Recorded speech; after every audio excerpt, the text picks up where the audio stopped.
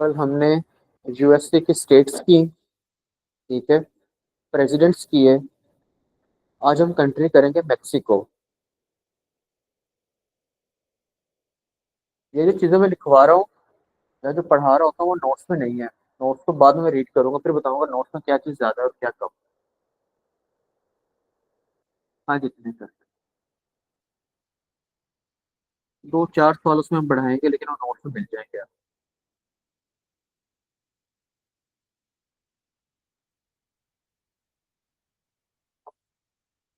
Mexico is located in North America continent. हमारे हमेशा की तरह टेक्निक दिल सब बाद में गाना गा लीजिएगा प्लीज। ऑनलाइन वाले मेरे बहन भाई, कोई भी इशू हो आप लोगों को, आपने मुझे फौरन मैसेज करके बता देना है। मैं दोबारा से रिपीट कर रहा हूँ, ऐसा स्टूडेंट जिसने मेरे साथ नॉर्थ अमेरिका को नहीं पढ़ा वो अपना स्टेटस क्लियर कर दे।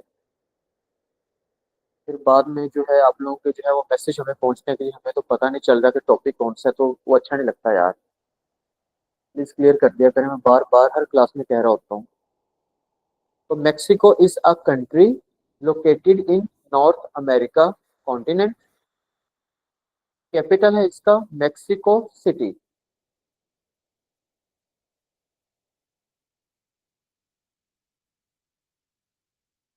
पार्लियामेंट है इसकी कांग्रेस। पार्लियामेंट है कांग्रेस। और करेंसी है पेसो। पेसो की स्पेलिंग है PESO।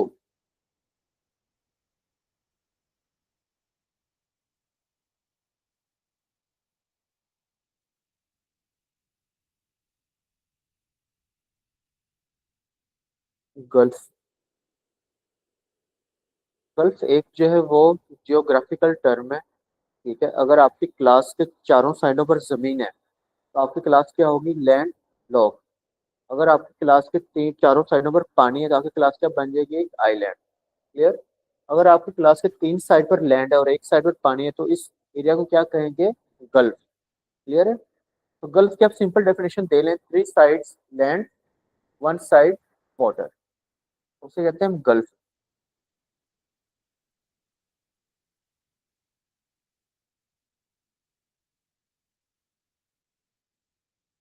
एक है जी गल्फ ऑफ मैक्सिको। इसके बारे में दो सवाल हैं। पहला, गल्फ ऑफ मैक्सिको कहाँ पे है? मैक्सिको कंट्री के अंदर। दूसरा, largest gulf in the world. Gulf of Mexico is located in Mexico, North America. और दूसरा MCQ, largest gulf in the world, दुनिया की सबसे बड़ी गल्फ।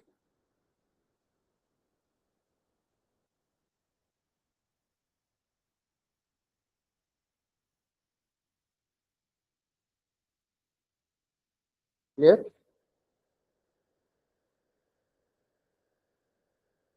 नोटिमेक्स, यहाँ की news agency. News agency name नोटिमेक्स।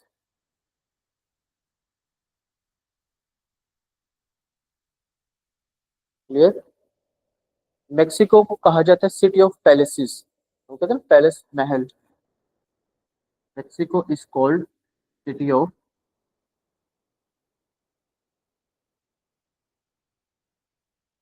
आपने ये आराम से याद करना है कि मेक्सिको एक कंट्री है। कहाँ पे कंट्री? नॉर्थ अमेरिका में लोकेट करती है। क्लियर। मेक्सिको की अगर हम कैपिटल की बात करें तो कैपिटल इसका मेक्सिको सिटी।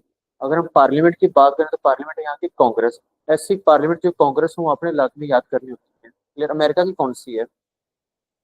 अमेरिका की पार्लियामेंट का क्या नाम है? ठीक है। उसके बाद अगर हम बात करें करेंसी की तो यहाँ की कौन सी करेंसी है? पेसो। नोटिमेक्स यहाँ पे क्या चीज़ है? एक न्यूज एजेंसी है। क्लियर। अगर हम बात करें मेक्सिको की सिटी ऑफ पैलेसेस कहा जाता है। कोई भी सवाल जो ऑनलाइन वालों को समझ नहीं आया तो प्लीज बता दें। महल। हाँ, टाइम के पैलेस, वो महल को कहते हैं पैलेस। और पैलेस,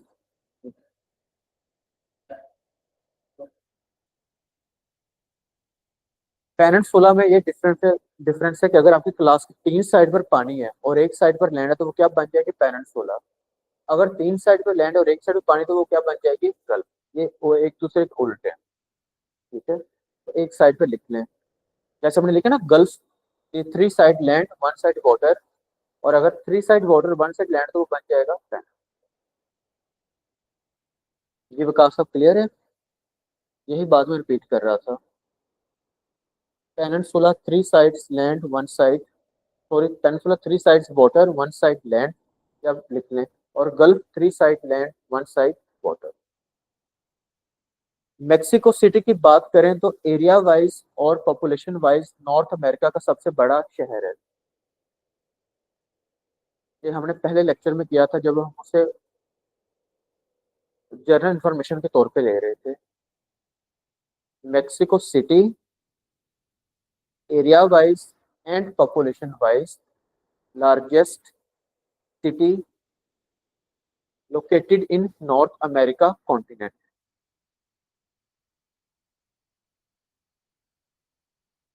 Done.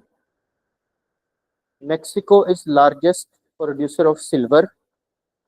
ये जो प्रोडक्शन में रिकॉर्ड होते हैं, आपने इनको हर साल चेक करना होता है, लिहाजा आप इस सवाल का क्वेश्चन मार्क लगा लें कि किसी और कंट्री ने रिसेंटली या पिछले साल इसको कहीं कम्पीट तो नहीं किया। इनको काउंटर चेक करना होता है हमेशा रिकॉर्ड्स को और करंट अफेयर्स को। ठीक है, तो लार्जेस्ट प्रोड्यूसर ऑफ सिल्वर के बाद आप इसको सर्च लाजमी कर लेना है कि आया कि किसी और कंट्री ने गुज़श्ता साल 2024 में इसमें कम्पीट तो नहीं किया प्रोडक्शन में। वर्ल्ड्स बिगेस्ट फ्लडेड केव। फ्लड किसे कहते हैं? तालाब को। और केव कहते हैं गार को। आर्कियोलॉजिस्ट ने यहाँ पर सबसे पुराना और बड़ा वर्ल्ड्स बिगेस्ट फ्लडेड केव किस कंट्री में? मेक्सिको में है। World's biggest flooded cave is located in Mexico. अब जो यूएनओ की मेंबर कंट्रीज हैं 193, जिन्हें हम कहते हैं कि वो 193 आज़ाद मुल्क हैं। अब हम 193 कंट्रीज को डिटेल में नहीं पढ़ सकते, तो हमारी टेक्निक क्या है कि हमने यूएसए को कितना डिटेल में पढ़ा, क्योंकि कोई ऐसा दिन नहीं है जब यूएसए का जिक्र हमारे न्यूज़ चैनल पे या न्यूज़पेपर में ना हो। ठीक है, उसके बाद हमने कनाडा को थोड़ा पढ़ा, काफी पाकिस्तानी भी इमिग्रेशन कर रहे हैं कनाडा की तरफ, उस हिसाब से हमने से पढ़ लिया। आपने करंट अफेयर में सवाल ऐड करने होते हैं कि who is the current prime minister of Canada, या रिसेंटली जस्टिन ट्रूडो साहब जो पीएम रहे हैं कनाडा में रिजाइन कर दिया, या वो दूसरी दफा प्राइम मिनिस्टर थे, तो ये सवाल आपने खुद ऐड करने होते हैं करंट अफेयर्स के तौर पे। क्लियर है? और अब मेक्सिको के साथ हमारे इतने ज्यादा ताल्लुकात ओपन नहीं है। आपने मेक्सिको का नाम हमारे न्यूज चैनल पे या न्यूज डिस्कशन जहाँ पे हो रही होती है वहां पर आपने कम ही सुना होगा, लिहाजा हम इसको कम ही करेंगे। तो मेक्सिको के बारे में इतने सवाल का रिवाइज कर लेंगे। तो ये टेक्निक होती है कि ऐसी कंट्री जिनके साथ आपके मामलात ज्यादा हैं, आप उनको खोल के शेयर करें। जैसे हमने या इसको यूएसए को, वैसे ही हम बाकी मुल्कों को करें जिनके हमारे साथ ताल्लुकात ज्यादा हैं, बाकी कंट्रीज को फिर थोड़ा थोड़ा करते जाए। चलिए ठीक है जी। मिस गुल कह रही हैं कि मैंने चेक किया है, सिल्वर प्रोडक्शन में अभी भी पहले नंबर पे है। हमेशा जो रिकॉर्ड्स होते हैं ना, जो रिकॉर्ड्स होते हैं कि फलां कंट्री जो है वो फलां चीज में आगे है, तो ये कंपटीशन चलता रहता है, इसको आपने हर दफा काउंटर चेक करना होता है। इन सवालों में जो है ना पॉसिबिलिटी होती है। वकास अनवर साहब, कोई और सवाल आपका जो रहता हो तो प्लीज पूछ।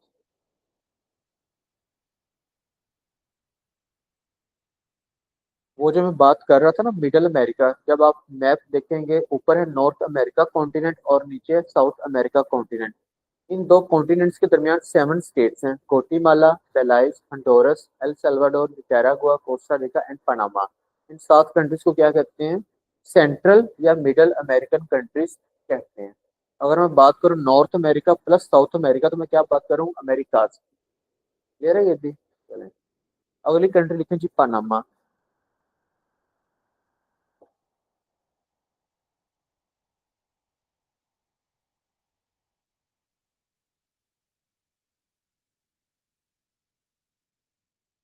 एक जियोग्राफिकल टर्म है isthmus.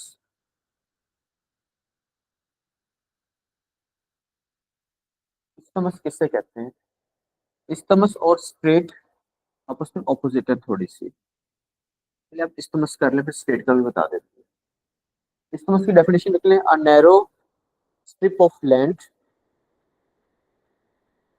A narrow strip, STRI, strip of land that connects two lands.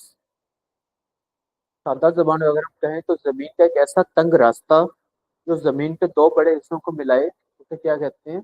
Isthmus. Clear? अब आपसे डेफिनेशन तो पूछनी जाएगी, लेकिन सवाल आएगा इस्थमस ऑफ पनामा के बारे में आप क्या जानते हैं? तो नाम से पता चल रहा है इस्थमस ऑफ पनामा कहाँ पे लोकेट है? मिडिल अमेरिका में। लेकिन जितनी भी मिडिल अमेरिकन कंट्रीज है जियोग्राफिकली किस कॉन्टिनेंट में आती हैं? नॉर्थ अमेरिका कॉन्टिनेंट में आएंगे। इस्थमस ऑफ पनामा में क्या होता है? North America continent next with south America continent. अगर वो पूछ ले नॉर्थ अमेरिका कॉन्टिनेंट को साउथ अमेरिका कॉन्टिनेंट से क्या चीज मिलाती है, तो आप कहेंगे इस्थमस ऑफ पनामा। जब आप मैप में देखेंगे तो नॉर्थ अमेरिका कॉन्टिनेंट की सबसे लास्ट कंट्री कौन सी आ रही होगी? पनामा। और आगे फिर साउथ अमेरिका अटैच होता नजर आएगा। लाइट येलो कलर में आपके वर्ड में आते हैं, अगर आपने ले लिया तो। क्लास के एंड पे मैं दिखा दूंगा, परेशान ना हो।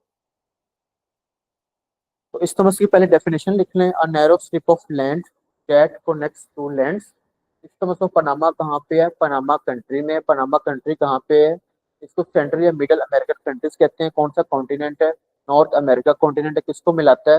नॉर्थ अमेरिका कॉन्टिनेंट को मिलाता है साउथ अमेरिका कॉन्टिनेंट से। क्लियर? स्ट्रेट यहाँ पर नहीं आएगी, लेकिन इजाफी डेफिनेशन इसकी भी लिख लें ताकि कल को आपको पता चलता रहे। स्ट्रेट कहते हैं अ narrow strip of water. Straight is a narrow strip of water that connects two water bodies। जमीन का पानी का एक ऐसा रास्ता, नाला कह लें आप, जो पानी के दो हिस्सों को मिलाए। एंड सेपरेट टू लैंड्स, और दो जमीन के हिस्सों को अलग करते उसे क्या कहते हैं? स्ट्रेट। इसका जब कुछ सवाल आएगा तो हम इसे उठा के इसको क्लियर कर सकते हैं।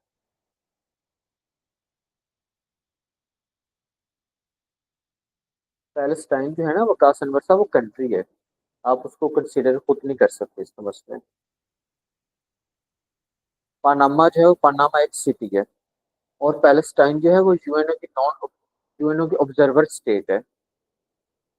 ठीक है, दो ऑब्जर्वर स्टेट हैं यूएनओ की, एक है पैलेस्टाइन, दूसरा होली सी। और जब वो टॉपिक आएगा वो तब करेंगे। कैपिटल पनामा सिटी लिख लेंगे।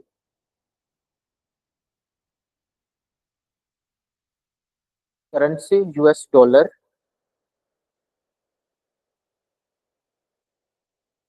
Currency US dollar.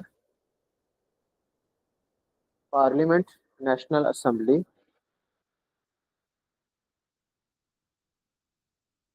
Parliament National Assembly. Panama City is a port too. Port किसे कहते हैं? बंदरगाह को। Panama City is a port to.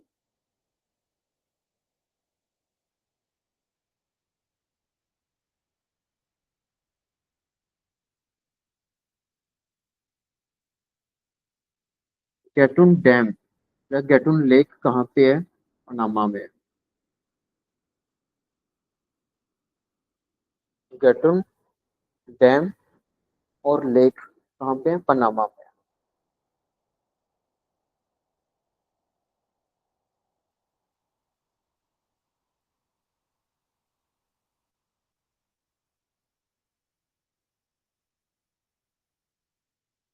Clear है? अब पनामा के हमारे साथ जितने मामला हैं हमने अपने सवाल कर लिए, काफी है। विकास भाई, आप जो लिख रहे हैं ना, पैलेस्टाइन को भी इसका मत कंसिडर करें, इसका मत, आप किसी चीज को भी खुद से कंसिडर नहीं कर सकते। आपने सिर्फ जियोग्राफिकल टर्म में चीज को समझना होता है।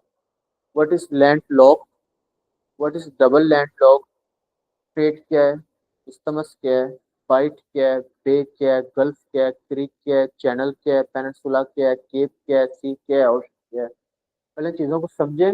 उसको जो चीजें एग्जैक्ट याद होंगी वो आपने याद करनी है।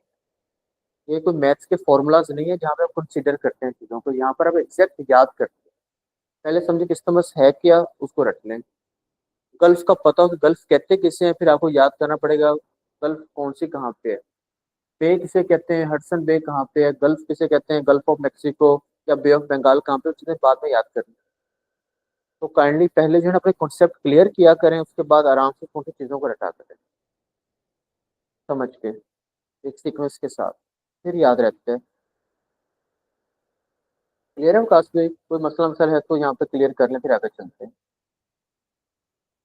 रिवाइज कर लें क्या आप लोग तब तक, कोशिश करें कि यहीं पे याद हो। तो विकास साहब कोई सवाल क्लियर हुआ? और जो पैलेस्टाइन की बात कर रहे हैं ना, इस तरह के सवाल आते हैं, यूनाइटेड नेशन मैंने आपको पढ़ाना है।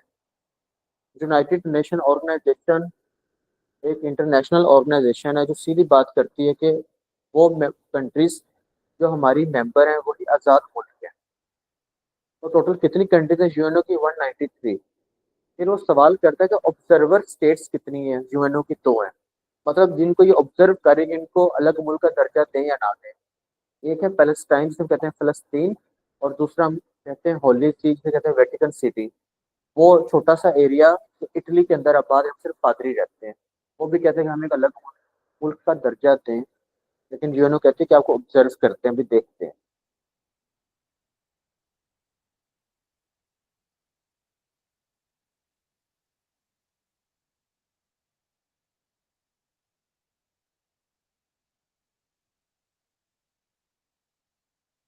डन। एग्जामिनर जियोग्राफी में जो है वो आपको 10 नंबर का पेपर दे सकते हैं। ठीक है, उसकी वेरिएशन होती है 2 से लेके 10 तक। 2024 में जितने भी हमने पास पेपर्स देखे हैं, तो आपको अलग अलग पास पेपर्स पढ़ के अंदाजा होगा कि कोई भी चीज़ जो है वो फिक्स नहीं आ रही। मतलब आप ये नहीं कह सकते इंग्लिश 5 नंबर का ही फिक्स आएगा, या इस्लामिक स्टडीज 2 नंबर की ही आएगी, या जियोग्राफी 10 नंबर का ही आएगा। 2024 के जो है ना 30 40 50 पेपर हमारे पास मौजूद हैं। तो आप उनको जब पढ़ेंगे तो आपको अंदाजा होगा कि कोई चीज़ 2 नंबर की आ रही है तो कोई चीज़ 10 नंबर की आ रही है। तो मैंने वहां पर मेंशन कर दिया कि जियोग्राफी के सवाल लाजमी आएंगे, लेकिन ये आप लोगों का लक है कि वो कितना पूछेगा। 2 नंबर का भी आ सकता है और 10 नंबर का भी आ सकता है। ये टेक्निक सिर्फ जियोग्राफी के लिए नहीं है, उर्दू के लिए, इंग्लिश के लिए, मैथ्स के लिए, इस्लामिक स्टडीज के लिए, पाकिस्तान अफेयर्स के लिए, करंट अफेयर्स के लिए, पाकिस्तान स्टडीज के लिए सेम फॉर्मूला है यूपीएससी का। कोई भी चीज 2 नंबर से लेके 10 नंबर तक कंप्यूटर में इंक्लूड है, 10 नंबर तक आ सकती है। अब ये आपका लक होगा कि आपके पेपर में कितने नंबर की आ रही है। क्लियर है? अगर मेरी बात पे यकीन ना हो तो 2024 के पास पेपर्स पकड़ें और एनालिसिस कर लें। कहीं पे आपको मैथ्स 5 नंबर का नजर आएगा, कहीं पे 10 नंबर का जा रहा है, कहीं पे कंप्यूटर जो है वो ज्यादा मार्क्स का आ रहा है, कहीं पे कंप्यूटर पूछा ही नहीं गया, कहीं पे उर्दू 10 नंबर का, कहीं पे उर्दू 4 नंबर का है। तो ये तो अब किसी वाले हम क्लेम तो कर नहीं सकते, लेकिन हमें सब्जेक्ट वाइज तो तैयार करनी ही है। हो सकता है कि हमारे पेपर 10 नंबर का आ जाए, तो स्किप नहीं कर सकते, ना ज्योग्राफी को ना ही किसी और सब्जेक्ट को। मैंने मेंशन कर दिया है कि 2 से लेके 10 नंबर तक, तो आप 2024 के पेपर उठाएं और एनालिसिस कर लें, तो आपको नजर आएगा कहीं पे 7 नंबर का है, कहीं पे 9 नंबर का है, कहीं पे 2 नंबर का है, कहीं पे 6 नंबर का है। तो ये इस तरह ही हर पेपर के साथ ऐसा है। तो जियोग्राफी में वो जब सवाल पूछे तो क्यूबा के बारे में उसने काफी दफा पूछा होगा। क्यूबा, क्यूबा कंट्री हमने कहाँ पे पढ़ी थी? जब हमने पढ़ा था Caribbean peninsula, in short north America और साउथ अमेरिका। इस सेंटर में तकरीबन ईस्ट साइड पे आपको सी नजर आता है, वहां पे लिखा होता है कैरिबियन सी। कैरिबियन सी और उस पेनिनसुला के अंदर जो है ना कुछ कंट्रीज हैं, जिनमें क्यूबा एक शामिल है। इतना डिटेल वो नहीं पूछ सकता आपसे, सिंपल आएगा Cuba is in which continent, north America, south America, Europe या एशिया, तो आप क्या लगाएंगे? North America. तो जियोग्राफिकली क्यूबा किस कॉन्टिनेंट में आता है? नॉर्थ अमेरिका कॉन्टिनेंट में आता है। अपनी आसानी के लिए आप लिख लें नियर कैरिबियन सी, ताकि आपको हमेशा याद रहे जब आप मैप में देखें कैरिबियन सी के साथ।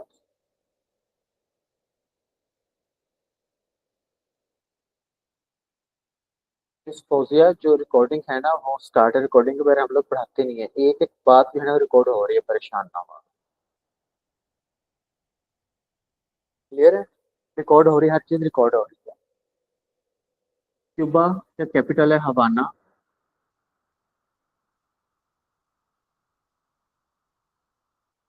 Capital of Cuba is Havana. Havana is famous for cigar, एक होती है सिगरेट और एक होता है सिगार।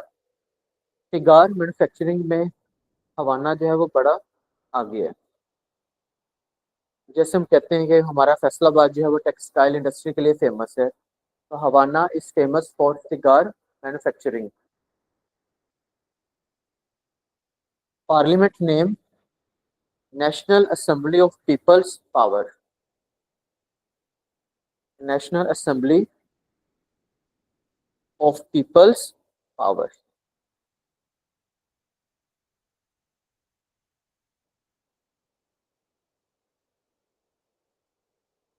करेंसी है यहाँ की पैसो।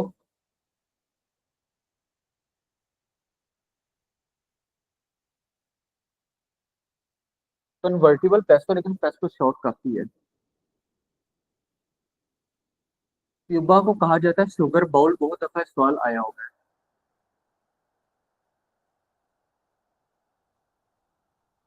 Cuba is also known as sugar bowl, क्योंकि अगर हम माजी हिस्ट्री में जाएं तो शुगर प्रोडक्शन में वो कंट्रीज जो पहले पहले सामने आई उनमें क्यूबा शामिल है। लेकिन अगर जाहिर बात है शुगर प्रोडक्शन एक रिकॉर्ड था, तो अगर आप अब देखें करंट शुगर प्रोडक्शन में कौन सी कंट्री आगे जा रही, तो मेरे ख्याल से आएगा वो ब्राजील। ठीक है, फिर भी इसको कंफर्म कर लीजिएगा। शुगर प्रोडक्शन में एक टाइम तक क्यूबा सबसे आगे था, लिहाजा इसका क्या नाम दिया गया है, शुगर बाउल। बाउल कहते हैं प्याले को।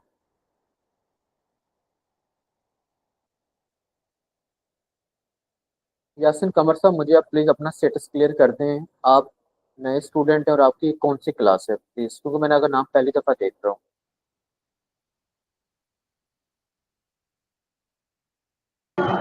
जी अस्सलाम वालेकुम सर। सर मेरी आज के पहली बारे में क्लास थोड़ा है और जीके आसानी की। से, दिस इज सर एन ने दिन को आइलैंड बोला था कंट्री कि इन कैरिबियन सी।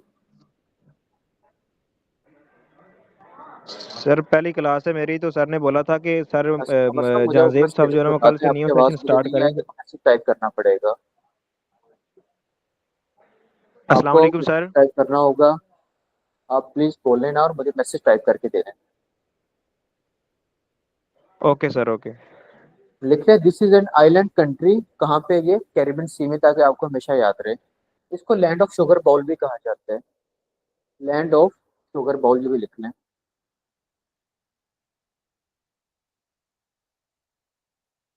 तो पर्ल ऑफ एंटलिस भी कहा जाता है।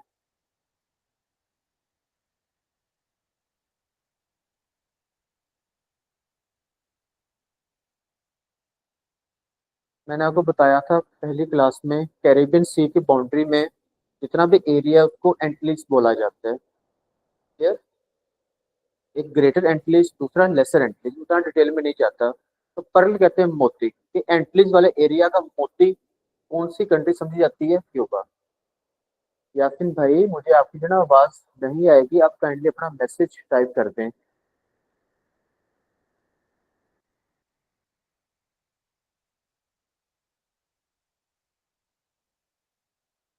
मैं यासिन साहब यहाँ पे जो है ना नॉर्थ अमेरिका कॉन्टिनेंट पढ़ा रहा हूँ। तो मैंने मेंशन किया है, सब्जेक्ट है जियोग्राफी। कॉन्टिनेंटल जियोग्राफी हम इसे कहते हैं, पॉलिटिकल, फिजिकल, थीमेटिकल। टॉपिक है हमारा नॉर्थ अमेरिका कॉन्टिनेंट, और उसका लेक्चर नंबर है 3। ठीक है, बाकी जो 2 लेक्चर्स हैं आपको उसकी रिकॉर्डिंग मिल जाएगी। क्लियर है।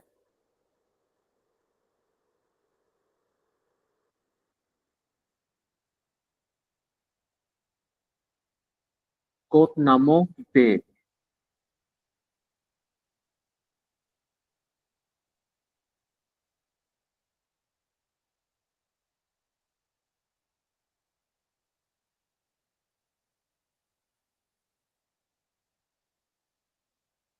अगर हम सादा जबान में मतलब समझने की कोशिश करें, तो बाइट, पे और गल्फ, इनकी डेफिनेशन तकरीबन सेम ही है, साइजेस में फर्क होता है।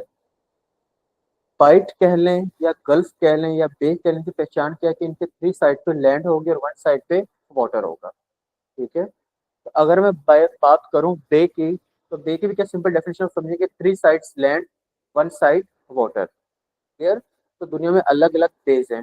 जैसे पूछ ले गोतनामो बे कहाँ पे है, तो आप कहेंगे गोतनामो बे इज इन क्यूबा। यासिन कमर साहब ये नया सेशन ही है और तीसरी क्लास है आज। नॉर्थ अमेरिका से मैंने स्टार्ट किया था, तीसरा लेक्चर है। 2 दिन की रिकॉर्डिंग जो है वो आपको मिल जाएगी, मैनेजमेंट से आपको सेंड कर देंगे वो।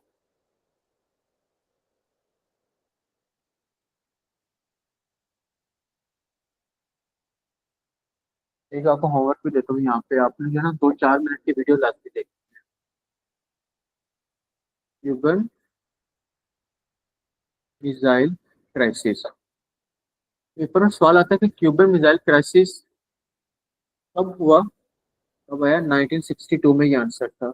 आपने इसमें सिर्फ 2 मिनट का एक बार गूगल पे सर्च करके आना है कि कौन से मिसाइल्स की बात हो रही है, किस कंट्री ने यहाँ पर जो है वो डिप्लॉय की है, वगैरह वगैरह। सिर्फ आपको 2 मिनट लगेंगे। आपको जैसे ही लिखते जाएंगे फौरन गूगल जो है आपको आंसर दे देगा 4 लाइन्स में। और वो हम अगर लिखने में है तो सिर्फ 2 लाइन्स बनती है, तो इतना मुश्किल काम नहीं है। तो क्यूबन मिसाइल क्राइसिस का ताल्लुक किस कंट्री से है? क्यूबा से। क्यूबा एक आइलैंड कंट्री कहाँ की? कैरिबियन सी की। जियोग्राफिकली किस कॉन्टिनेंट में? नॉर्थ अमेरिका कॉन्टिनेंट में। और ये कब हुआ, क्राइसिस कब आया? 1962 में। बाकी आपको आंसर जो है वो 2 मिनट में मिल जाएगा कि अमेरिका का इसमें क्या रोल है, वगैरह वगैरह। हाँ जी, वो भी वहीं से। साशा कह रहे हैं क्यूबा का नेम रिपीट कर दे। ये लिखा हुआ है साशा, Guantanamo, GUATNAMO, Guantanamo base in Cuba. Fidel Castro और चे गुवेरा जो आप जिक्र कर रहे थे, शायद आपने कभी इनका नाम सुना हो। ये वो पॉलिटिशियंस हैं जो रेवोल्यूशन लाने में अपने एरिया में बड़े मशहूर थे। तो Fidel Castro belongs to which country? Cuba. He was the former president of Cuba 1976 से लेकर 2008 तक। यासिन भाई आपकी और सवाल है तो प्लीज पूछ लें। आप बस फोकस करें कि आपको आज से क्या पढ़ाया जा रहा है। बाकी जो 2 दिन के रह गए लेक्चर को आपको रिकॉर्डिंग मिल जाएगी लाइव, आप उन्हें सुन लें, फिर भी समझ ना आए तो हम हाजिर हैं।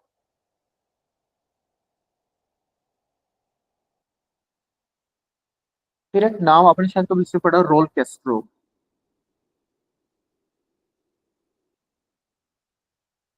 ये साहब प्रेसिडेंट रहे 2008 से लेके 18 तक।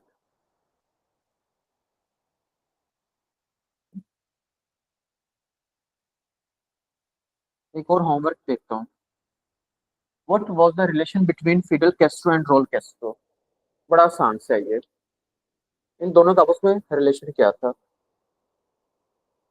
हाँ जी, दोनों प्रेसिडेंट रहे हैं, मैंने मेंशन कर दिया। फिडल कैस्ट्रो साहब रहे हैं 1976 से लेकर 2008 तक, और अगले साहब रहे हैं 2008 से लेकर 2018 तक। ची गुवेरा साहब का ताल्लुक अर्जेंटीना से था, लेकिन इनके साथ उनका काफी जो है ना वो लिंक्स थे। तो कभी ची गुवेरा का जिक्र आ जाएगा, उनका ताल्लुक कहाँ से था, तो आपने सीधा कहना है कि बिलोंग्स टू अर्जेंटीना। एक और भी हमने एमसीक्यूज पढ़ा था, बड़ा इंपॉर्टेंट, एक बड़े इंपॉर्टेंट पर्सनैलिटी है वर्ल्ड में, जिनका ताल्लुक नेशनैलिटी अर्जेंटीना की है। वेटिकन सिटी में जो पॉप्स हैं, पॉप्स के जो हेड पॉप हैं, तो वो 66 नंबर है। Pope Francis belongs to which country?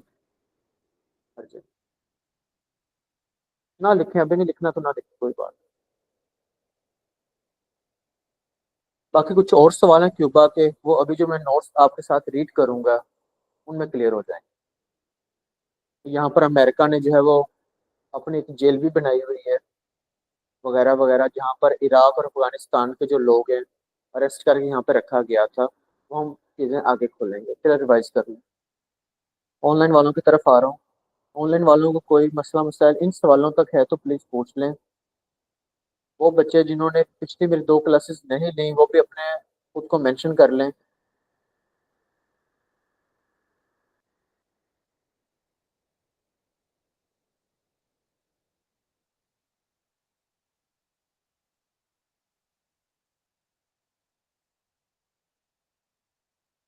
Revise कर लें, 2 मिनट रिवाइज कर लें, कोशिश करेंगे यहीं पे याद हो जाए।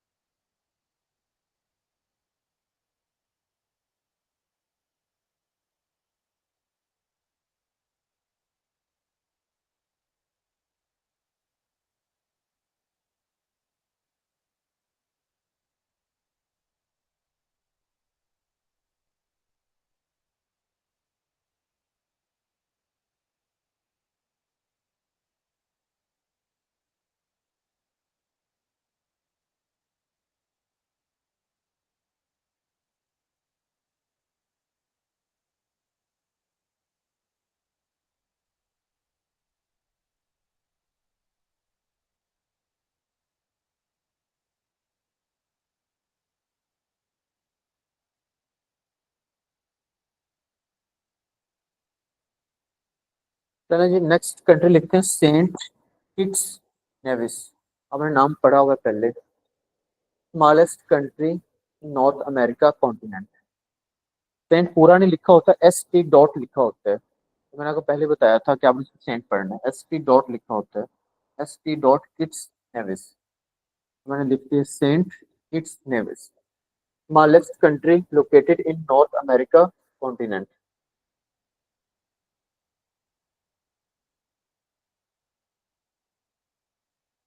कैपिटल बेसिट्री।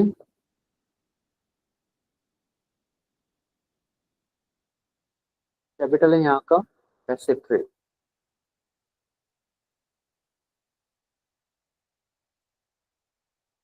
पार्लियामेंट है नेशनल असेंबली। इतना काफी इसके बारे में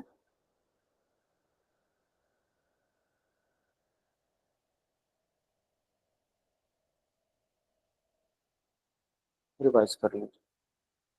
अब हमारे नॉर्थ अमेरिका कॉन्टिनेंट में जब आप इसे ओपन करेंगे वर्ल्ड मैप पे, मैं अभी आपको वर्ल्ड मैप दिखा देता हूँ। तो आपको मेन नजर आएगा कनाडा, जिसके बारे में हमने पढ़ लिया। आपको दूसरे नंबर पे नजर आएगा USA, हमने डिटेल में पढ़ लिया। तीसरे नंबर पे आपको जो है वो चॉकलेट से कलर में, ब्राउन से कलर में नजर आएगा मैक्सिको। हमने उसे क्लियर कर लिया। आपको जो है वो टॉप पे देखेंगे तकरीबन जो है वो नॉर्थ वेस्ट साइड पे, तो आपको अलास्का ग्रीन कलर में नजर आएगा।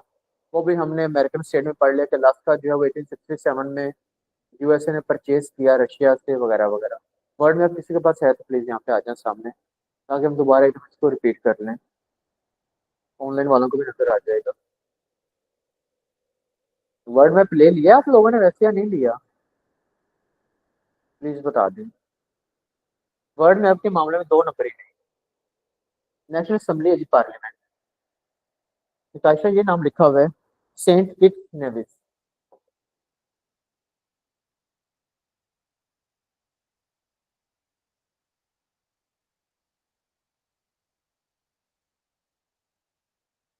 आ जाए आ जाए आ जाए।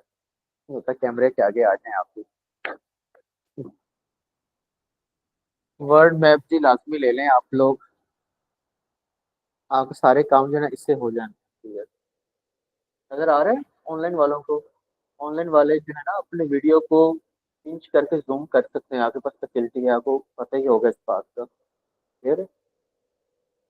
ये वाला एरिया साउथ अमेरिका कॉन्टिनेंट, ये वाला एरिया नॉर्थ अमेरिका कॉन्टिनेंट। दो कॉन्टिनेंट क्लियर। डन। अगर हम इस पूरे एरिया को इकट्ठा बोले, मतलब north America continent plus south America continent, तो क्या होगा ये? अमेरिका। क्लियर है? नॉर्थ अमेरिका कॉन्टिनेंट में टोटल कितने कंट्रीज हैं? 23। लेकिन 79% नॉर्थ अमेरिका कॉन्टिनेंट का एरिया कवर किया हुआ सिर्फ दो कंट्रीज, एक कनाडा और दूसरा USA। ये है जी कनाडा। जो पूरा येलो कलर आपको नजर आ रहा है, एक कलर जो है वो एक कंट्री को शो कर रहा है। ये जहां कहीं भी आपको येलो कलर नजर आ रहा है, सारी किसकी बाउंड्री है? कनाडा की। ये जो ग्रीन कलर नजर आ रहा है, ये किसकी बाउंड्री है? USA की। ये ग्रीन कलर अलास्का किसको शो कर रहा है? USA, क्योंकि मैं अमेरिका का स्टेट हूँ। ठीक है, इसके बारे में बाद में सवाल पढ़ेंगे। तो अमेरिका की दो ऐसी स्टेट हैं, एक अलास्का और एक हवाई, जिनका बॉर्डर अमेरिका से अटैच है। वो आगे आगे सवाल मिलते जाएंगे। फिर हमने कंट्री पढ़ी मेक्सिको। क्लियर है? अब मेक्सिको से नीचे नॉर्थ अमेरिका और साउथ अमेरिका के दरमियान में आपको ये कंट्रीज नजर आ रही हैं। ठीक है, Guatemala, Honduras, Belize, Nicaragua, Costa Rica and Panama. और पनामा के साथ लैंड अटैच है कोलंबिया की, मतलब साउथ अमेरिका। तो यहाँ पर आप एक एरो दे के लिख लेंगे इस्टमस ऑफ पनामा, और लिख लेंगे मिलाता है नॉर्थ अमेरिका को साउथ अमेरिका से। ये तभी पॉसिबल होगा जब आप लोगों के पास अपना मैप होगा। मैप सामने रखें, आपको कुछ कंट्रीज बड़ा ध्यान से देखनी पड़ेंगी। तो इन कंट्रीज को क्या कहते हैं? सेंट्रल या मिडल अमेरिका। फिर मैंने बात की कैरिबियन सी की। कैरिबियन सी कहाँ पे है? साउथ अमेरिका के नॉर्थ में। यह है कैरिबियन सी। ठीक है, तो अब इस कैरिबियन सी को आप ध्यान से देखेंगे तो आपको एक क्यूबा भी मिलेगा, यहाँ पे ये लिखा हुआ है, शायद आपको दूर से नजर आ जाए। ठीक है, ये डोमिनिकन रिपब्लिक, ये हेती, जमाइका, वगैरह वगैरह जो कंट्रीज हमने लिखी थी वो आपको सारी मिल जाएंगी यहाँ पे।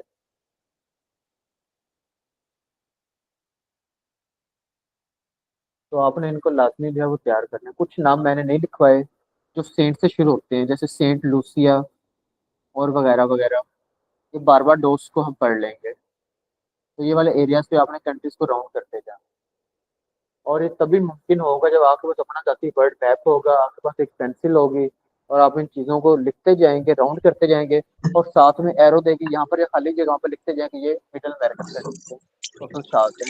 यहाँ पे लिख लें ये कैरिबियन के नियर आइलैंड कंट्रीज हैं, ये फलां फलां है, यहाँ पे लिखते जाएं, ताकि आपकी हर चीज़ आपके सामने हो। ठीक है, उम्मीद है कि वर्ड मैप ले लेंगे, फिर आगे हो जाएगी आसानी, वरना अगली हो जाएगी मुश्किल। फिर अगर हम ग्रीनलैंड का स्टेटस देखें, तो ग्रीनलैंड जो है वो largest island in the world है।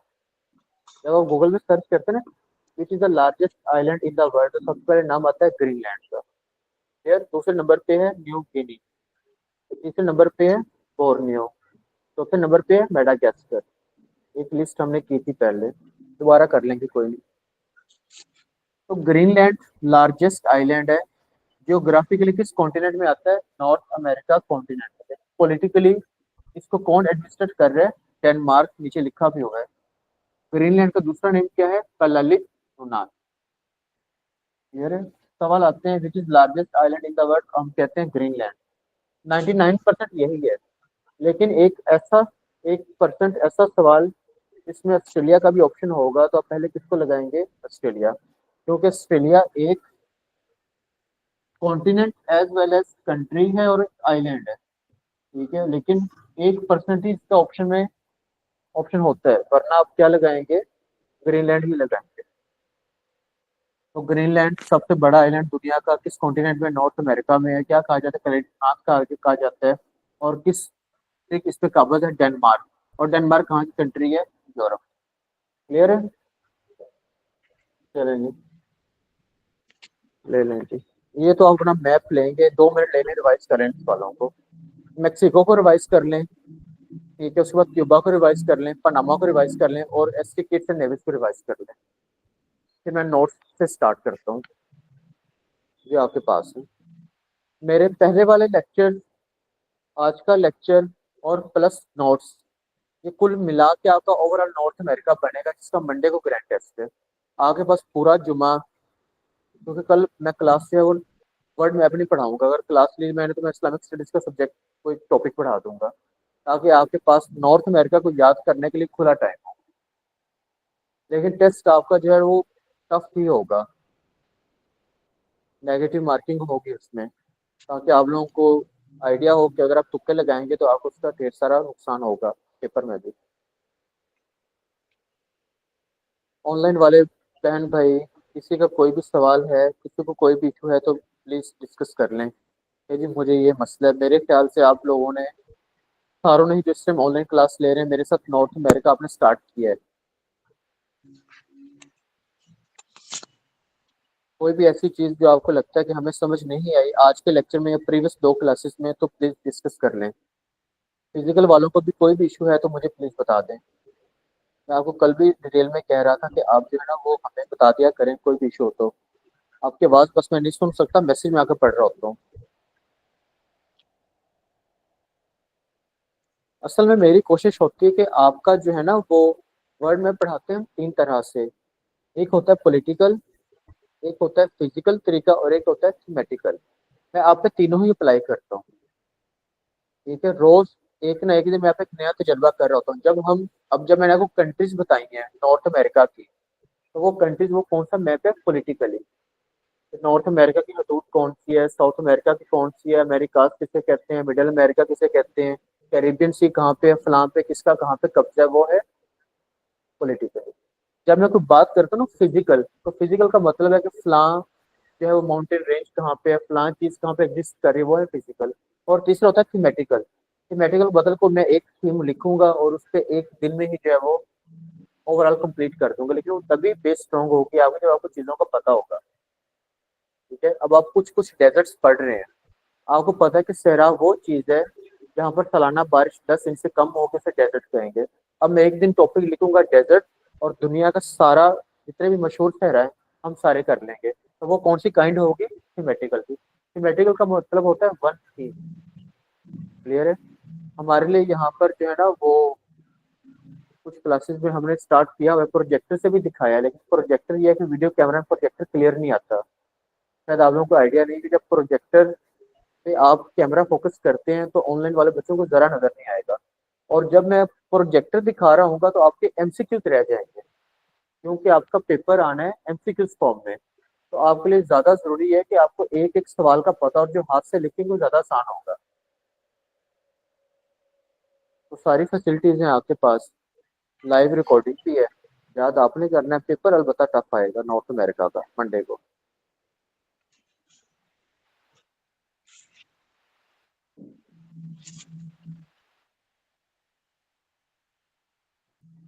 प्रकाश भाई, आपकी मेरे साथ जो तीसरी क्लास है, तो आप जो चीज़ों की बात कर रहे हैं ना, वो मैं दोनों ही लिखवा देता होता हूँ, दोनों साथ साथ बताता रहता हूँ मैं। तो अभी ऐसा सवाल जो गूगल पे कोई और आ रहा है और मैं कोई और बता रहा हूँ, तो आप मुझे काइंडली बता भी दिया करें, और मैं उसको क्लियर भी कर दिया करूँगा। Don't worry.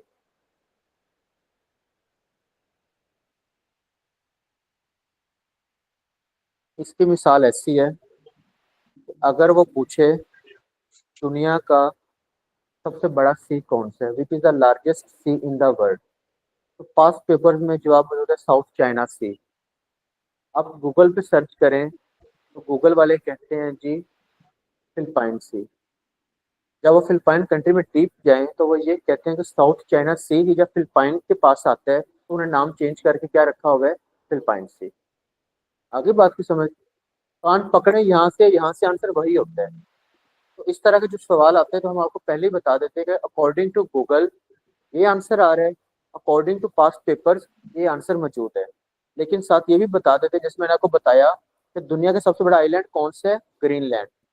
99% यही आंसर आता है। लेकिन 1% ऐसा होता है कि ऑप्शंस के अंदर ऑस्ट्रेलिया भी डाल देते हैं, तो फिर आप तब क्या लगाएंगे, ऑस्ट्रेलिया। अदरवाइज क्या लगाएंगे, ग्रीन। प्रीवियस स्टूडेंट्स को, पिछलों को, तो मैंने बताया था कि पास्ट पेपर में फिलिपाइन सी की ऑप्शन नहीं थी। तो अगर आप रिसेंटली 2025 में पेपर दें और उसमें फिलिपाइन सी की ऑप्शन हो, तो आपने फिर किसको लगाना है, फिलिपाइन सी को लगा दें। क्लियर है। आगे बात की समझ।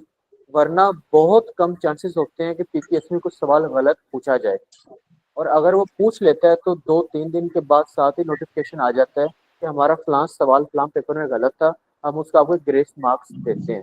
तो पेपर बड़ी तसल्ली से बनता है, परेशान। तो इस तरह का कोई भी सवाल होगा मैं आपको ऑलरेडी ही बता दूंगा कि फलां पेपर में इस तरह से पूछा गया है, गूगल ये आंसर कर रहा है, आप दोनों लिंक्स दे लें। इस्लामिक स्टडीज जब हम पढ़ा रहे होते हैं तो बहुत से ऐसे सवाल हैं जिनमें बड़े तजाद मौजूद है। अगर मैं एक छोटी सी मिसाल दूं तकबीर की, तो नमाज जनाजा में जो तकबीर होती है, तो कुछ मसलक में 2 तकबीरों से काम चला लेते हैं, कुछ पे 4 से चला लेते हैं, कुछ पे 6 भी पढ़ लेते हैं। तो मैं तीनों ही लिखवा देता हूँ कि भाई अलग अलग मसलक में ये आपका जो भी मसलक है, आपकी जो है वो कोई बात रिजेक्ट नहीं करते, लेकिन हमारे लिए एक ही पीर है बड़ा, पीपीएससी वाली सरकार। तो जब हम पास पेपर्स के डाटा की बात करें तो हम गूगल से ज्यादा किस चीज पे जाते हैं, प्रीवियस पास पेपर्स के आंसर को। प्रीवियस पास पेपर में जो आंसर दिए गए वो हमारे लिए ज्यादा वैलिड है। फिर भी मैं साथ आपको लिखवा दूंगा गूगल का भी, कि आने वाले पेपर में अगर वो ऑप्शन हुआ तो फिर आप सारी बात है, लेटेस्ट इन्फॉर्मेशन हो जाएंगे, वो हम कर लेंगे, वो इतना टेंशन वाली बात नहीं। ऑप्शन के हिसाब से एडजस्टमेंट हो जाती है। इसकी एक और मिसाल ले लें। अगर पूछे गल्फ, दुनिया की सबसे बड़ी गल्फ कौन सी है, तो पास्ट पेपर 20 साल के खुद उठा के देख लें, आंसर आता है गल्फ ऑफ मेक्सिको। लेकिन जब आप डीप स्टडी करेंगे तो कहते हैं ठीक है यही है। चीजें चेंज होती रहती है। इसकी मिसाल इस तरह से देता हूँ आपको, चैनल बे की दे देता हूँ। लार्जेस्ट बे है दुनिया की हडसन बे। हडसन बे कहाँ पे है, कनाडा में है। लेकिन जब आप डीप स्टडी करें तो कहता है बे ऑफ बंगाल। लेकिन वहां पर सवाल चेंज हो गया है।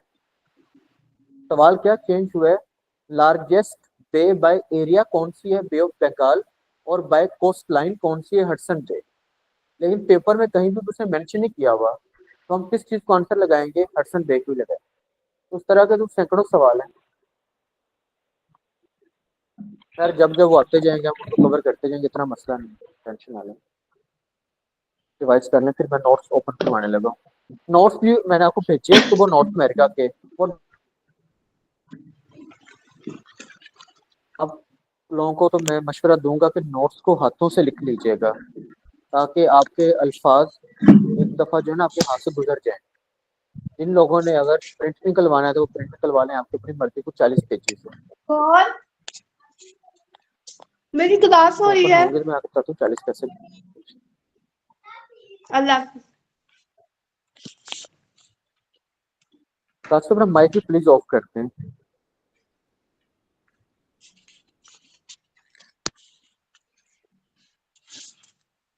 ऑनलाइन वालों का कोई और इशू किसी का है तो जी प्लीज पूछिए।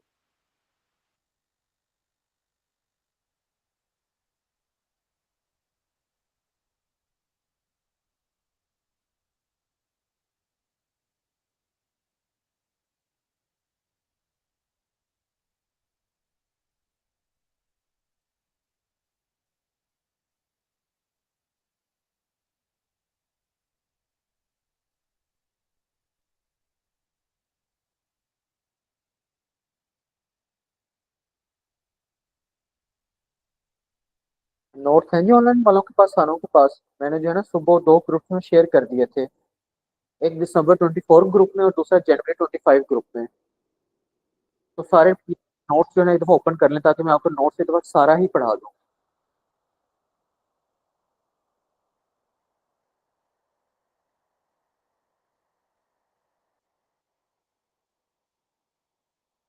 आप लोग भी नोट्स ओपन कर लीजिए।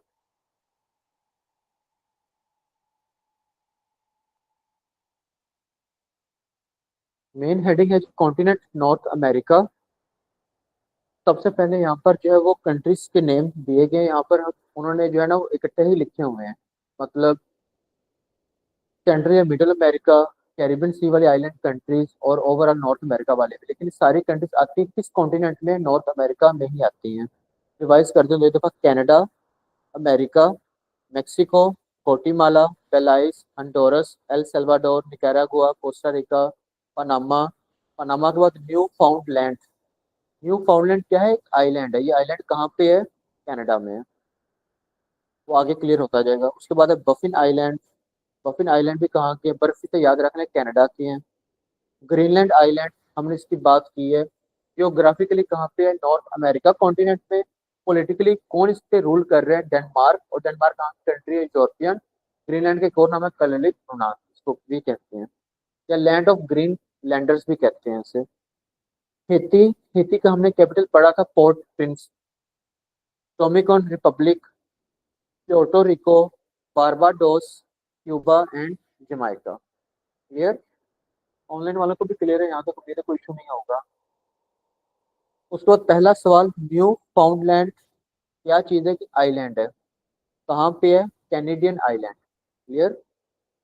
ग्रीनलैंड पे किसका कब्जा है, Greenland is occupied by Denmark. Greenland is world's largest island. Clear. फिर उसने एक लिस्ट दे दी आइलैंड्स की, वो कहता है New Guinea is world's second largest island. New Guinea जो है वो दुनिया का दूसरा बड़ा आइलैंड है। अब आपने यहाँ पे न्यू गिनी को सर्च नहीं करना। अगर आप न्यू गिनी में जाएंगे तो ऑटोमेटिकली आप एशिया में घुस जाएंगे, तो आपका जो नॉर्थ अमेरिका है ना वो स्लिप हो जाएगा। लिहाजा आपने न्यू गिनी को भी स्किप करना है, फर्दर सर्च नहीं करना। तीसरे नंबर पे बोर्नियो। बोर्नियो के लिए भी आपको कहाँ पे जाना पड़ेगा, एशिया में जाना पड़ेगा, बोर्नियो में स्किप करते हैं। चौथे नंबर पे मेडागास्कर। पांचवें नंबर पे बफिन। बफिन पे रुकना है। बफिन पांचवा बड़ा आइलैंड कहाँ पे है, कनाडा के अंदर है। उसको जावा आइलैंड के लिए भी आपको इंडोनेशिया जाना पड़ेगा, इससे जावा को भी निकालते हैं यहाँ से। उसका दूसरा पेज, दूसरे पेज में लिखा हुआ है हवाई एंड अलास्का। ये दोनों क्या है, अमेरिका की स्टेट्स हैं। Are two states of USA which do not have joint border with USA, जिसका यूएसए के साथ बॉर्डर नहीं है। फिर वर्ल्ड्स लॉन्गेस्ट रिवर की बात करें तो वो है नाइल, जो अफ्रीका में है। सेकंड लॉन्गेस्ट रिवर की बात करें तो वो है अमेज़न। थर्ड लॉन्गेस्ट रिवर की बात करें तो वो है मिसिसिपी। लेकिन यह है पास्ट पेपर्स का आंसर। दुनिया का तीसरा लंबा दरिया कौन सा है, मिसिसिपी। और नॉर्थ अमेरिका का ये पहला लंबा दरिया है अकॉर्डिंग टू पास्ट पेपर। आप अब गूगल पे सर्च करेंगे तो गूगल बताएगा longest river in North America is Missouri. ठीक है, इस टाइम 2025 में नॉर्थ अमेरिका का सबसे लंबा दरिया कौन सा है? मिसूरी। उसकी लेंथ है 3767 किलोमीटर। तो अब मैंने दोनों आपको आंसर बता दिए, पास्ट पेपर्स वाला भी बता दिया, पास्ट पेपर के मुताबिक कौन सा था? मिसिसिपी। और करंट गूगल के मुताबिक अब कौन सा आ रहा है? मिसूरी। तो आपने पेपर में देखना ऑप्शन के हिसाब से, जो ऑप्शन होगा आपने उसको टिक कर रहे हैं। आपने अपने नोट में दोनों का लिंक्स दे देना है, according to past paper and according to latest research of Google. Clear? ताकि कॉन्सेप्ट क्लियर है आपका। चलें जी, इंपॉर्टेंट रिवर्स की बात करें जो और भी मिलते हैं हमें, तो Mississippi river, OYO river. OYO river कहाँ पे? यूएसए में है। टेनेसी रिवर यूएसए में है। अरकानसस रिवर यूएसए में है। मिजूरी रिवर यूएसए में है। Red river. इस तरह के सवाल आते हैं। जैसे एक रेड सी है, एक रेड लेक है, और एक रेड रिवर है। रेड सी हमने कहाँ पे पढ़ा था? बताएं। चलें छोड़ते हैं, चलें छोड़ते हैं, एशिया मैंने अफ्रीका को अलग करते हैं एशिया से। रेड रिवर के बाद है स्नेक रिवर। क्लियर? और उसके बाद है कोलंबिया रिवर। कोलंबिया रिवर कहाँ पे है? कनाडा और यूएसए की बाउंड्री पे है। और यहाँ पर एक और एमसीक्यू ऐड किया गया, ग्रैंड कूली डैम, जो एक टाइम पे दुनिया का सबसे बड़ा कंक्रीट डैम था, लेकिन इसका रिकॉर्ड किसने तोड़ा है? चाइना ने। तो यहाँ पर आप मेंशन कर लेंगे नोट्स में, Grand Coulee Dam world second largest concrete dam. किस दरिया के किनारे है? किस दरिया पे? On Columbia river. Full stop. Clear? तो नोट्स को अपडेट आपके साथ साथ करना होता है। मिस आयशा, मैंने तो सुबह ही नोट्स जो है ना वो ग्रुप में शेयर कर दिए थे, दिसंबर 24 ग्रुप में और जनवरी 25 ग्रुप में मैंने शेयर कर दिए थे ये वाले नोट्स। आप लोग रिवाइज कर लें। मैं आपको वही बात ही बता रहा हूँ कि जब कोई एक चीज नोट्स की फॉर्म में आती है ना, तो वो इन्फॉर्मेशन स्टक होके रह जाती है। जैसे मैं नोट्स देने के जो है ना वो फाइल नहीं हूँ, क्योंकि नोट्स जो है वो स्टूडेंट्स को एक लिमिट में जो है ना लैंड लॉक बना देते हैं, क्या बस इसके अंदर जो है ना वो बंद गए हैं। लेकिन ये दुनिया है, फिजिकल चीजें, यहाँ पर कोई चीज आज ज्यादा है तो कल को कम है। जैसे दुनिया का सबसे बड़ा ओशन कौन सा? पैसिफिक। दुनिया एक्सपेंड कर रही है, और पैसिफिक जो है वो सुकड़ है, और जो अटलांटिक है वो बड़ा हो रहा है। तो एक टाइम है अटलांटिक सबसे बड़ा होगा। कंक्रीट किसे कहते हैं? कंक्रीट के डालते नहीं है जब तो घर बनाते हैं, तो कंक्रीट नहीं यूज करते, वो वाले कंक्रीट का जिक्र हो रहा है। बजरी और लोहा सारा।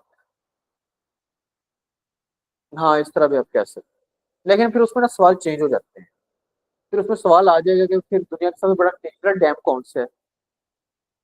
फिर हर सवाल की टेक्निक बदल जाती है। हम कह तो सकते हैं, लेकिन पेपर वाला जो है ना फिर उस हिसाब से नहीं लेता है। हाँ जी, ठीक है जी, विकास अनवर साहब, वो कह सकते हैं कि रेड सी जो है ना अफ्रीका और एशिया को अलग कर रहा है, डन। रिवाइज कर रहे हैं जी।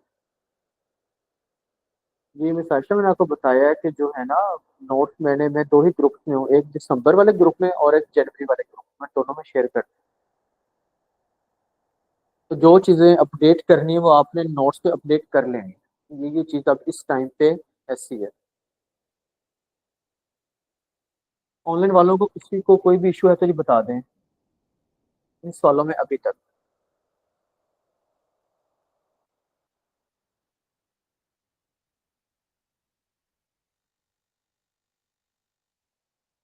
अगला पेज है जी, पेज नंबर 3। कोलोराडो रिवर कहाँ पे है? यूएसए में है। और वो कहते हैं दिस रिवर ड्रेन्स, ये रिवर जो है वो कहाँ पे आके एम्प्टी हो रहा है, मतलब कहाँ पे आके गिर रहा है, मिक्स हो रहा है गल्फ ऑफ कैलिफोर्निया। तो गल्फ ऑफ कैलिफोर्निया कहाँ पे होगी? जारी बात है कैलिफोर्निया में।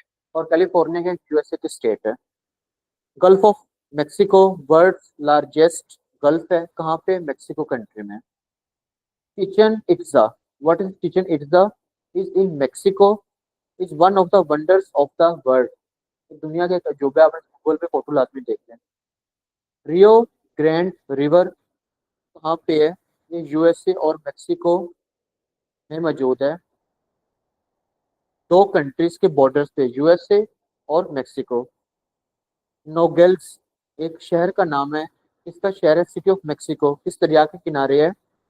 रिवर ग्रैंड, रियो ग्रैंड रिवर के किनारे है। ठीक है। इस तरह के सवाल जीके में आते हैं कि फलां शहर जो है वो किस दरिया के किनारे है। तो न्यूयॉर्क शहर जो वो किस दरिया के किनारे था, बल्कि है हडसन रिवर के किनारे है। फिलाडेल्फिया स्टेट किस दरिया के किनारे है, डेलवेयर रिवर। क्लियर, तो ये चीजें आपको याद करनी पड़ेंगी। कोशिश क्या करें कि एक कॉन्टिनेंट में जो तकरीबन सेम सवालों को इकट्ठा लिख लिया। जैसे आप जब भी नोट्स पढ़ रहे हो तो आपने यहाँ पर लिख लेना है न्यूयॉर्क शहर जो है वो किसी दरिया के किनारे है, हडसन रिवर के किनारे है। फिलाडेल्फिया स्टेट जो है किस दरिया के किनारे है, डेलवेयर। ताकि आपको हमेशा लिंक याद रहे, मिक्स ना हो। सारे कॉन्टिनेंट से इकट्ठा नहीं लिखना, मुतलका कॉन्टिनेंट की सेम चीजें उसमें लिखनी है ताकि आपका मिक्स ना हो। उस वक्त रोई रिवर के बारे में हमने पहले ही पढ़ा था। रोई रिवर शॉर्टेस्ट रिवर है कहाँ पे, यूएसए में। लेंथ कितनी है, 61 मीटर। पोटोमैक रिवर यूएसए में है। कहाँ से क्रॉस करता है, वाशिंगटन। सिंपल सवाल दे दे, वाशिंगटन के नजदीक कौन सा दरिया मौजूद है, आप क्या कहेंगे, Potomac river. Clear. Hudson river USA में, पासिस थ्रू न्यूयॉर्क, न्यूयॉर्क के करीब से गुजरता है। लेक्स कैनाल्स के बारे में सवाल आ गए नीचे। सुपीरियर लेक का बॉर्डर कहाँ पे है, यूएसए एंड कनाडा में। ये world largest fresh water lake है। फ्रेश वाटर की जगह वो पूछ सकता है ड्रिंकिंग वाटर, तो एक ही बात है। ह्यूरॉन लेक, हमने जो है ना वो ग्रेट लेक्स रीजन में 5 लेक्स पढ़ी थी। Lake superior, lake Huron, lake eerie, lake Ontario. ये चार, ये 4 लेक्स जो है ना यूएस और कनाडा की बाउंड्री पे है, हमेशा याद रखना है। 5वीं लेक है लेक मिशिगन, मैंने पिछली क्लास में करवाया था। लेक मिशिगन जियोग्राफिकली यूएसए में है। तो 5 ग्रेट लेक्स रीजन की जो 4 लेक्स हैं वो यूएस और कनाडा की बाउंड्री पे हैं, और लेक मिशिगन जो है वो यूएसए के स्टेट मिशिगन में है, हमेशा याद रखना आप। ये पांचों का यहाँ पे जिक्र किया हुआ है।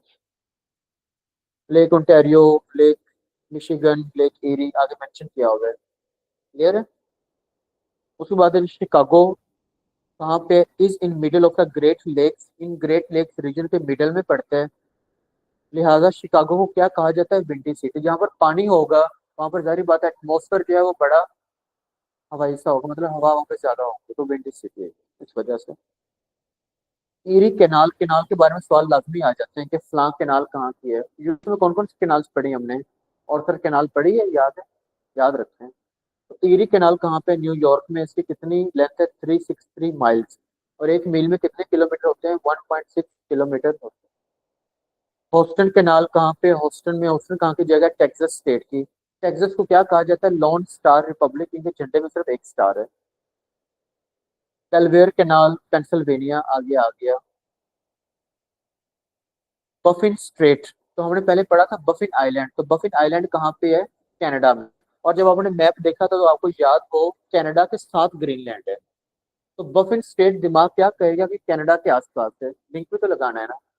तो बफिन state is between बफिन island and Greenland, मतलब कनाडा और ग्रीनलैंड के दरमियान है ये। फ्लोरिडा पेनिनसुला की डेफिनेशन आपको पता है, 3 sides land, 1 side, 3 side water, 1 side land के क्या कहेंगे, पेनिनसुला। तो फ्लोरिडा क्या चीज है, एक अमेरिकन स्टेट है। तो ये जाहिर बात है कहाँ पे होगा, south east of USA. Yosemite waterfall किससे कहते हैं, कहाँ पे है ये योसमाइट, ये पार्क कैलिफोर्निया में। नेरूडा फॉल्स, ये कहाँ पे है, वाशिंगटन में है। तो लेट्स का वाटरफॉल कहाँ पे है, यूएसए में है। अगर डीप देखना हो तो देख लें, वरना यूएसए काफी है। लेक मियाद, लेक मियाद जो है वो largest man made artificial lake है यूएसए में। इस सवाल पे क्वेश्चन मार्क लगा लें, आपने रिसर्च करना है कि दुनिया में यूएसए के अलावा क्या चाइना ने या किसी और कंट्री ने लार्जेस्ट मैन मेड लेक बनाई है या नहीं बनाई। तो आर्टिफिशियल कहते हैं मसनूई चीज, और मसनूई चीज कौन बनाता है, हमेशा इंसान ही बनाता है। तो आर्टिफिशियल कह लें या मैन मेड कह लें, एक ही बात है। अगर डिटेल देखें तो निवादा एंड एरिजोना, इन दो जगहों के दरमियान जगह कहाँ पे, यूएसए में। हाँ जी, होगा वहां पे, देख लीजिए तो। लेक करीबा, ये एक एक्स्ट्रा सवाल वहां पे दिया हुआ है। लेक करीबा जो है वर्ल्ड्स लार्जेस्ट मैनमेड लेक है। जैम्बिया और जिम्बाब्वे दो कंट्रीज के दरमियान, दोनों कंट्रीज अफ्रीकन। डिवाइड कर लें यहाँ पर दोनों पेजेस पे। ऑनलाइन वालों को कोई भी इशू है तो प्लीज पूछते हैं। मैं आप लोगों को जब जीके पढ़ा रहा होता हूँ तो एक रिक्वेस्ट करता हूँ कि आपने पास पेपर्स को लाजमी पढ़ना है। जब आप पास पेपर्स को पढ़ते हैं तो आपने जो है ना, ये तो कॉन्सेप्ट छोड़ देना कि पास पेपर जैसे पेपर आना है। ये तो कॉन्सेप्ट ही गलत है, ऐसा तो पॉसिबल ही नहीं है। अगर पास पेपर में से कंपटीशन के पेपर आना होता तो मैट्रिक में या एफएससी में कभी भी जो है ना वो 8 किताबें ना होती। सारे यही कहते हैं किताबों को छोड़ दो, पास पेपर पढ़ लो 10 सालों के। पास होने के लिए 33 से 40 नंबर लेने के लिए पास पेपर जी पढ़ने में मतलब पास हो जाता है। कंपटीशन में क्या होता है, टॉप के मार्क्स लेने होते हैं कि आप इंटरव्यू में जाएं। तो अगर तो पेपर पास कर रहे हैं ना, 30-40 नंबर लेने हैं, तो पास पेपर पढ़ लें सिर्फ। नहीं तो पास पेपर को इस नियत से पढ़ें कि आपका जीके बढ़ेगा, और इस नियत से पढ़ें कि एग्जामिनर किस तरह से सवाल पूछते हैं। हाँ जी, तब आपको ज्यादा मजा आएगा जीके तैयार करने में। तब आपको मेरे लेक्चर्स में ज्यादा पता चल रहा होगा कि सर जो बात कर रहे हैं वो किस पॉइंट ऑफ व्यू से कर रहे हैं। ठीक है, क्योंकि हमने जीके को तैयार करना होता है एग्जामिनर जो है ना उसके पॉइंट ऑफ व्यू से, एग्जामिनर किस चीज को कितना पूछता है। वरना तो हम मैक्सिको ही करवाना शुरू करते हैं, तो साल पूरा करवाते रहे। तो आप लोगों से रिक्वेस्ट है कि पास पेपर्स जो है ना वो आप एक पास पेपर एक दिन में लाजमी याद किया करें। पहले 2024 के शुरू कर लें, फिर 23 के पढ़ें, फिर 22 के, फिर 21 के, फिर 20 के, इस तरह से अपना जो है ना तैयार रखें। पास पेपर्स कम से कम जो है वो 5 साल के पढ़ें, कम से कम, मतलब 2020 से 25 तक। जब फिर वो पढ़ लें तो फिर सोचें कि आपने जीरो से स्टार्ट करना है। फिर कम से कम 20 से लेके 15 तक पढ़ें। जब वो याद हो जाए फिर सोचें कि आपने जीरो से स्टार्ट करना है। फिर 15 से लेके 2010 तक पढ़ें, डिफरेंस आएगा। 2025 से लेके 20 तक अजीब अजीब सवाल है, कोई एक सीक्वेंस इकट्ठा बेहतरीन नहीं है। 20 से लेके 15 तक मैक्सिमम ज्योग्राफी मिलेगी। 15 से लेके 10 तक मैक्सिमम पाकिस्तान स्टडीज या हिस्ट्री मिलेगी। ये आपको तब पता चलेगा वो पास पेपर पढ़ेंगे। With the passage of time paper वाला कहाँ तक चला गया, रिवाइज कर लेंगे फिलहाल, फिर आगे चलिए।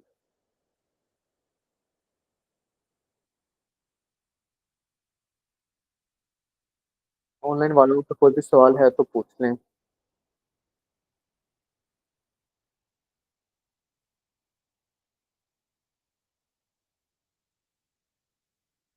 वैसे जो रिप्लाई नहीं ना देते उनको मैंने पूरा हल भी है, कैमरा ऑन करवा दें, पता चल जाता है कौन कहाँ पे बैठा है।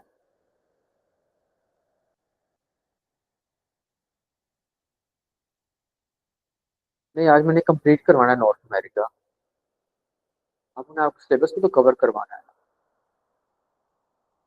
सिलेबस कवर करवाने में फिर हम लोग जो है ना क्लास प्लस माइनस करते रहते हैं।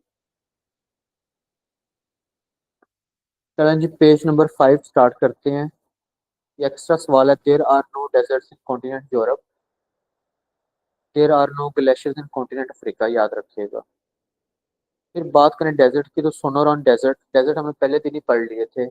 हुआन, मोहावी, सोनोरॉन, कोलोराडो वगैरह वगैरह, तो ये मैं स्किप कर रहा हूँ। Tropic of Cancer passes through Mexico. Tropic of Cancer एक ऐसी लैटिट्यूड लाइन है जो 23.5 डिग्री पे है, नॉर्थ हेमिस्फीयर में। ठीक है, ये किस में से क्रॉस करती है, मेक्सिको में से क्रॉस करती है।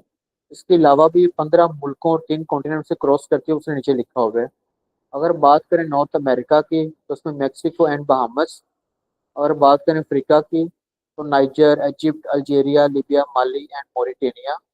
बात करें एशिया की तो उसका फॉर्मूला बस्टोमिक, Bangladesh, UAE, Saudi Arabia, Taiwan, Oman, Myanmar, India और चाइना। अभी फिलहाल बाकी को याद करने का फायदा नहीं। सिर्फ एक बात याद रखें, Tropic of Cancer line North America में 2 जगहों से क्रॉस कर रही है। एक द बहामस और दूसरा मेक्सिको कंट्री, बस इतना काफी है। पैसो is the currency of Mexico, clear, revise करने यहाँ तक। वो कहा सर साहब, कौन सा सवाल नहीं है कोई, बताएं जरा। होगा सवाल कोई ना कुछ होगा। देखिए मैंने ना नोट किया है, बच्चे कहीं ना कहीं से पढ़ के आते हैं। तो वो बच्चे जो कहीं से गलत पढ़ के आते हैं ना, उनको यहाँ पर आकर भी बावर करवाना कि आपने गलत पढ़ा हुआ है, बड़ा मुश्किल होता है हमारे। तो कई बच्चे इस तरह का सवाल करते हैं, तो उस पर मैं जो है ना वो खामोश रहता हूँ। खामोश रहने का मतलब ये नहीं होता कि मुझे आंसर पता नहीं है। खामोश रहने का मतलब ये है कि अभी उनको जवाब देने का टाइम नहीं है। जवाब उन्हें दिया जाता है जब वो थोड़े से मैच्योर हो जाए। तो जब आप एक दफा एक कॉन्टिनेंट को पढ़ लेंगे ना कंप्लीट, उसके बाद फिर मैं आपको बताऊंगा कि हाँ जी लाओ 20 साल पुराने सवाल जो हमने नहीं किया, तो फिर आप कहेंगे नहीं तो हम तो सारे कर। ठीक है, क्योंकि हो सकता है कि आपने पास पेपर पढ़ना अब शुरू किए हो। मैंने 2017 में किए थे। अब तो पास पेपर की बुक इतनी सी आती, तब इतनी आती थी, इतनी उनके होती थी, ऐसे उठाते थे हम। किसी के सर पे मारे तो पता चलता था। तब और तरह का ट्रेंड था। तब जो मेन टॉपिक था ना, वो वर्ल्ड मैप था। अब मेन टॉपिक वर्ल्ड मैप नहीं है। अब वर्ल्ड मैप बल्कि कोई भी नहीं है। अब आप ये नहीं कह सकते कि मैं मैक्सिमम कंप्यूटर कर रहा हूँ मेरा पेपर हो जाएगा। आपको कंप्यूटर भी करना होगा बराबर, इंग्लिश भी करना होगा, मैथ्स भी करना होगा, एवरीडे साइंस भी करना होगा, पर्सनल अफेयर्स भी करना होगा, जियोग्राफी भी करना होगा, वो जीके भी करना होगा। वो जीके क्या चीज़ है जो पहले मेंशन होता है, उसमें इंपॉर्टेंट पर्सनैलिटीज, इंटरनेशनल ऑर्गेनाइजेशंस, ठीक है, इंपॉर्टेंट बुक्स, राइटर्स, उनके स्पोर्ट्स और प्राइजेस, इस प्राइज वगैरह, इनको कहते हैं जीके। इतना कुछ लेके जब पेपर में जाते हैं ना, फिर आपका लग गया कि हर सब्जेक्ट में कितना कितना आता है। ये 2024 में पेपर आके सामने, और फिर एट द एंड पता चलता है कि मॉर्निंग वाले कई बच्चे पेपर दे के आए, तो कह रहे थे कि सर हमारा इवनिंग वाला मुश्किल था, लेकिन जो मॉर्निंग वाला पेपर था ना वो हमें 70% पूरा आता था। ये तो लक की बात है।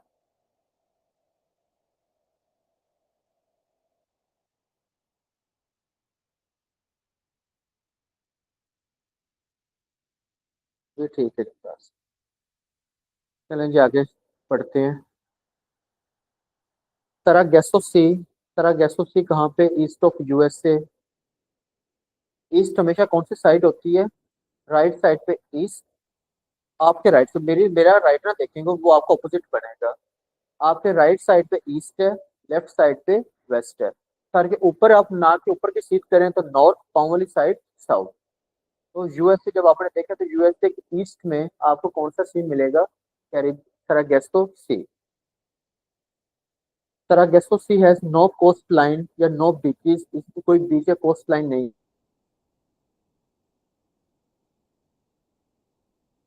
अब इसे समझिए कोरल रीफ की तरह है ये। ठीक है, आप इन्हें देखेंगे ना गूगल पे, आपको नजर आ जाएगा ऐसे खोखले से जो ना पहाड़ नुमा स्ट्रक्चर, वो सारी बाउंड्री पे फैले हुए हैं। लिहाजा इस वजह से कहा जाता है कि ये जो कोस्ट लाइन या बीचेस।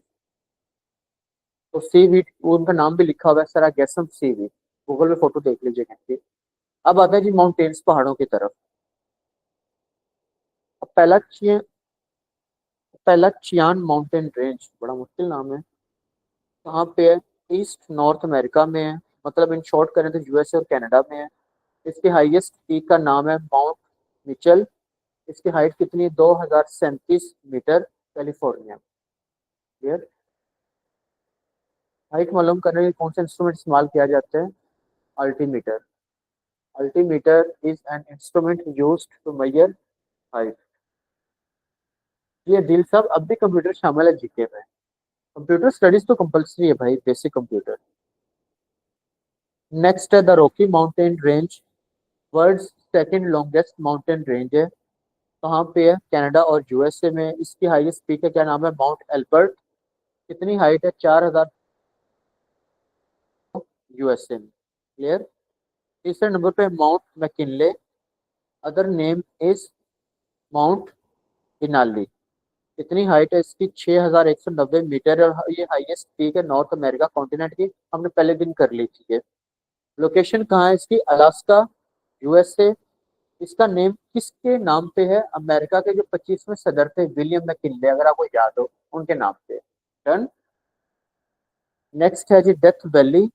डेथ वैली के बारे में सवाल आता है कि हॉटेस्ट प्लेस ऑन अर्थ कौन सी है? वो है जी डेथ वैली। कहाँ पे है? कैलिफोर्निया में है। एलिवेशन इसकी कितनी? एलिवेशन कहते हैं चढ़ाई को, उतार चढ़ाई को, उतार चढ़ाव को। -86 मीटर। 1 मीटर में कितने फीट होते हैं? 3 फीट एंड 3.37 इंचज।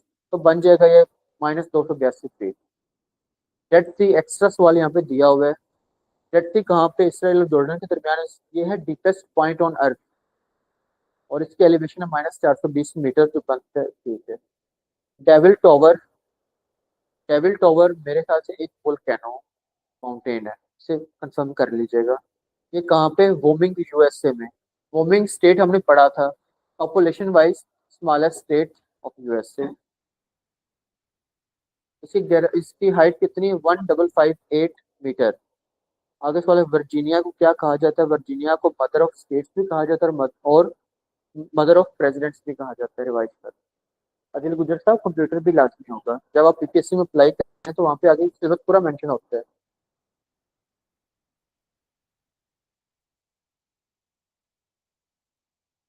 ठीक है जी, कोई बात। अगर काम है तो आप जा सकते हैं, कोई इशू नहीं।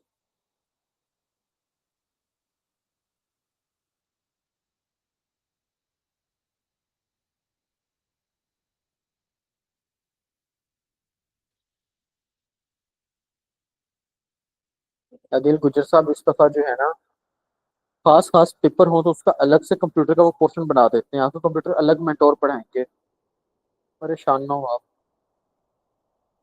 वर्ड, एक्सेल, पावर पॉइंट की functions, internet, Gmail, email, input devices, output devices, सारे आपको रटवाया जाएगा।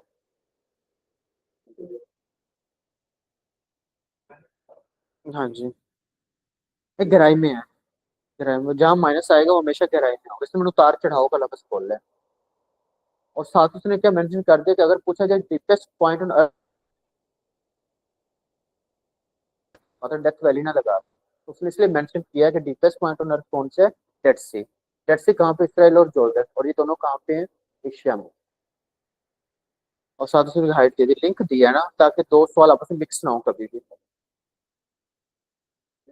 मैरियाना ट्रेंच जो होती है ना, वो चैलेंजेस डीप है, वो डीपेस्ट पॉइंट है पानी का, और वो पैसिफिक ओशन के अंदर मैरियाना ट्रेंच, जिसकी गहराई है 10,900 मीटर पास पेपर्स के मुताबिक, और 10,992 मीटर जो है वो गूगल के मुताबिक।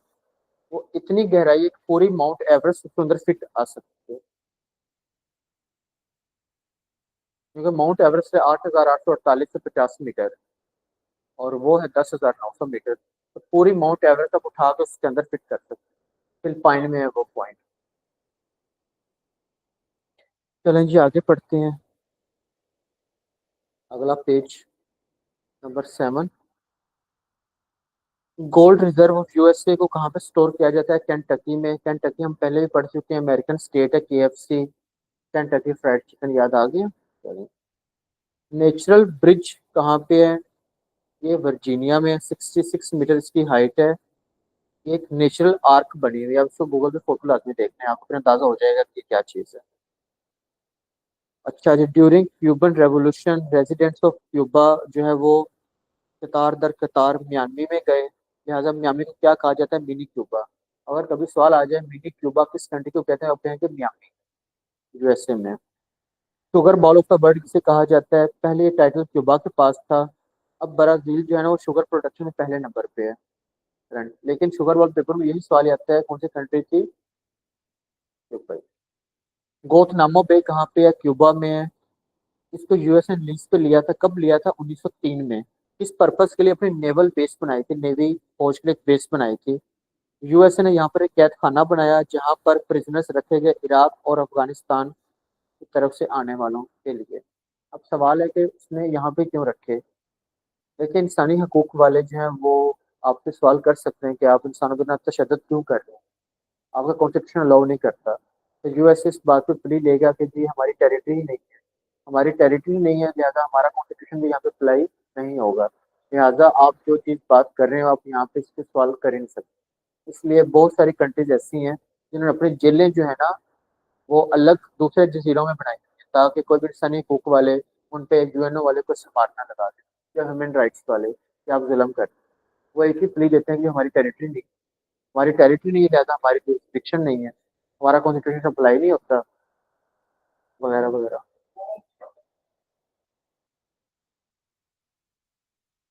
वो वीडियो में तो फिर कोई भी बना सकते हैं। हो सकता है फिर वही उन्हें दिए हो, लेकिन आजकल जो डॉक्यूमेंट्रीज बनाते हैं ना, वो सिर्फ थोड़ा सा जो अलग अलग फोटोज को दिखा के बस एक स्केच देते हैं। उसमें आप एग्जैक्ट नहीं कह सकते 100% कि वही होगा। आप ऐसा करें कि उस जैसी हो। ठीक है, तो हो सकता है कि वो जेल में परमिशन ही ना दें। पाकिस्तान की जेलों में अगर जो है वो परमिशन नहीं है कैमरा ले जाने की, तो वहां पर भी पॉसिबल है कि नहीं हो। वो फिर थोड़ा सा मिर्च मसाला करने के लिए ना, वो यूट्यूबर्स वो थोड़ी सी अलग अलग फोटोज को ला के दे रहे होते हैं, स्केच समझे उससे। लेकिन जुल्म तो जाहिर बात है हो गई ना, इसमें तो कोई शक नहीं। नेल्सन मंडेला की बात करें तो उन्हें भी रॉबिन हुड आइलैंड में कैद किया गया, वो भी जेल ही थी, रॉबिन हुड आइलैंड के नाम से। तो इस तरह से होते हैं सवाल। हवाना पढ़ा है हमने, क्यूबा में है, कैपिटल ऑफ क्यूबा है। सिक्स कॉन्फ्रेंस ऑफ नाम, नाम क्या है, ये इंटरनेशनल ऑर्गेनाइजेशन का सवाल है। हमने जो मैंने आपको नोट्स भेजे थे साउथ अमेरिका के, उसमें हमने ब्रिक्स पढ़ा था। आपने उसमें चेजवा नहीं पढ़ा होगा, CHEJVA, चेजवा। नोट्स के ऊपर ही लिखा हुआ था, ब्रिक्स के ऊपर ही लिखा हुआ था चेजवा। जो नए वाले बच्चे हैं उसके टेंशन ना लें, हमने नॉर्थ अमेरिका का ध्यान रखना। फिलहाल आ जाए नाम पे। नाम क्या चीज है, नाम है नॉन अलाइन मूवमेंट। ये एक कंट्रीज का ब्लॉक है, आप इसे इंटरनेशनल ऑर्गेनाइजेशन ही समझें। ये कहते हैं कि हम किसी भी बड़े ब्लॉक का हिस्सा नहीं है, किसी भी जंग में, किसी भी तरह के नुकसान में। तो नाम आप फिलहाल अलग नोट्स में लिखेंगे। ये इंटरनेशनल ऑर्गेनाइजेशन जैसे ब्रिक्स हो गया या नाम हो गया, हम इनको अलग डील करने हैं। ये जीके के सवाल है, ज्योग्राफी के नहीं है। तो नाम stands for non align movement, कि हम किसी भी तहरीक के साथी नहीं है। Non align, ALIGNED, non align movement. ठीक है। नॉन अलाइन मूवमेंट की सिक्स कॉन्फ्रेंस कहाँ पे हुई थी, क्यूबा में हुई थी। पाकिस्तान ने 1979 में इसे ज्वाइन किया, जबकि छठी कॉन्फ्रेंस भी 1979 में ही। फॉलोइंग मेंबर्स ऑफ नाम, नाम के जो है ना फाउंडिंग मेंबर्स हैं।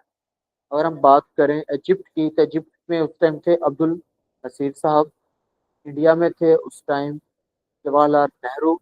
यूगोस्लेविया से ताल्लुक था जोजिफ ब्रोज टिटू का, घाना से ताल्लुक था और वैम कोर्माक, और इंडोनेशिया से ताल्लुक था अहमद सुकार्नो का।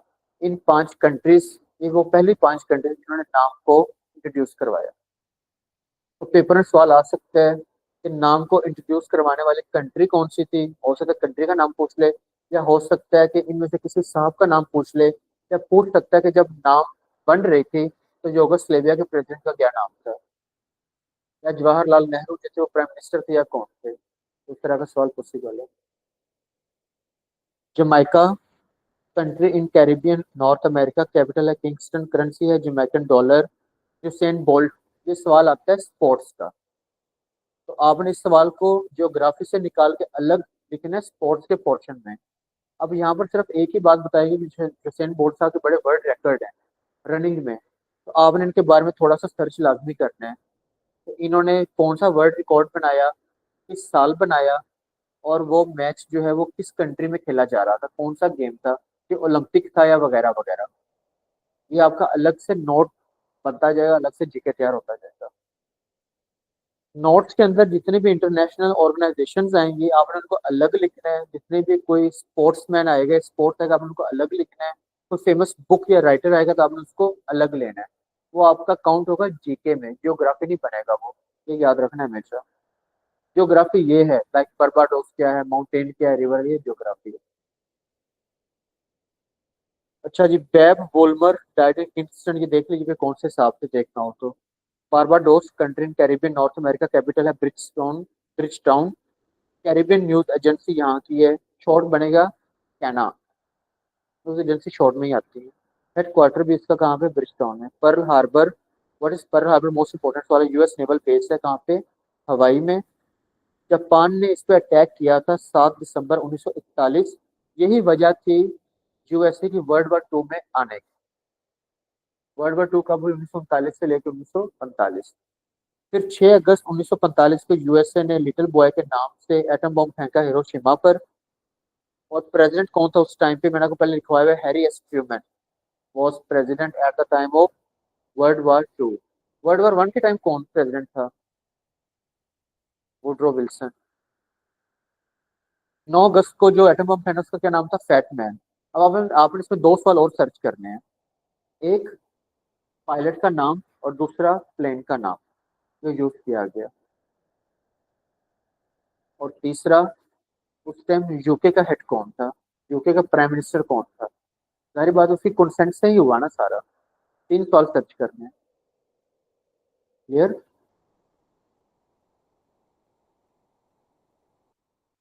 अनिल गुजर साहब आपको समझ आ गई? कंप्यूटर के लिए आपके अलग मेंटोर आएंगे, आपको कंप्यूटर अलग से पढ़ाया जाएगा। Nicaragua largest country in central America, Guatemala most populated country in central America. आगे ओशंस आ गए, अटलांटिक ओशन ईस्ट में है, पैसिफिक वेस्ट में है, पीटरमैन ग्लेशियर ग्रीनलैंड में है। इंपॉर्टेंट सीज की बात करें तो लेब्राडोर सी कनाडा के ईस्ट में है, Chukchi Sea west of Alaska, Bering Sea south west of Alaska. Bering Strait कहाँ पे है? Between Russia and Alaska. तो स्टेट का क्या काम होता है? पानी के हिस्सों को मिलाना और लैंड के हिस्सों को अलग कर देना। अगर सवाल आ जाए अलास्का को रशिया से क्या चीज अलग करती है, तो वहां पे क्या लगाएंगे? Bering Strait. Canada has world largest coast line, कहते हैं साहिली पट्टी। कनाडा की कोस्ट लाइन सबसे ज्यादा है दुनिया में। आपने गूगल पे सर्च कर लेनी कि कितने किलोमीटर की है, वो लाजमी लिखनी। इंटरनेशनल डेट लाइन कहाँ पे है? रशिया और अलास्का, बेरिंग स्ट्रेट में। पेट जो होते हैं ना, वो पानी नहीं होता है, पानी का एक छोटा सा रास्ता होता है जो पानी के दो हिस्सों को मिलाएगा और जमीन के दो हिस्सों को अलग करता है। तो मैं आपको नोट्स दूंगा, उनमें काफी स्ट्रेट्स होंगी।